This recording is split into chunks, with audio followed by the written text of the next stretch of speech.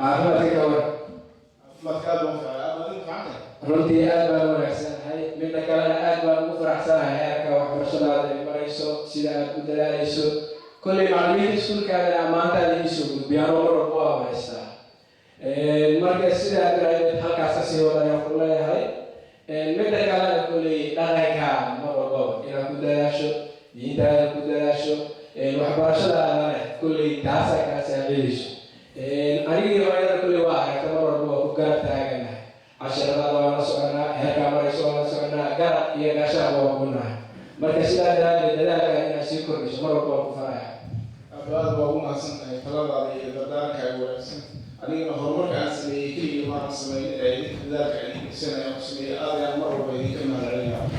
taasi waa waajibna saaran oo mar walbaba ubadka in lagu dadaalo oo la barbaariyo oo heer la gaarsiiyo sababtoo dardaarankii nebi maxamed sal alla alay slam wuxuu ahaa kullukum raacin wa kullu raaci yus'alu can raaciyati yowma alqiyaama kulligiin waxbaa laga raaciyey qof walbana wixii la raaciyey ayaa la su-aalaya marka waa wax la raaciyey inaad tarbiyadaada ku dadaalo diintaada ku dadaalo dhaqankaada ku dadaalo kaana dhigno qof xayi ah wax soo saarka ummadiisana anfici kara innagana anfici kara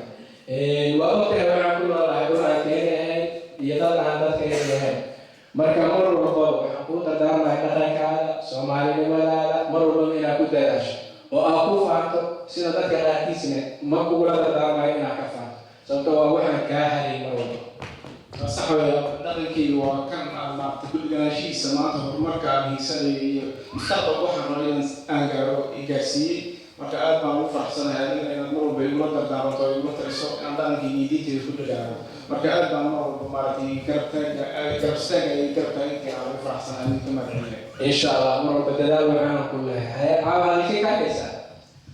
maanta maadaama fasax lagu jiro waxaan jeclahay inaan kooxaan aad u jeclahay kubadda ciyaarta oo barcelona iyo hawcaan ciyaaraysa inaan soo daawado maasha allah aniga markii aan dhalinyarada kubadda waan fiirsan jiray waa taageero fiican aan tahay mogta si fiican ha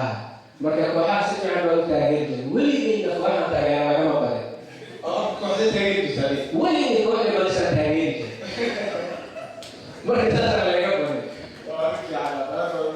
marka kulley aniga kulley halkii masjidkii aan sii qabanaya kulley shir baan xagga odayaal kula leeyahay marka insha allah kulley adiga kubadda aan soo daawo casharadaana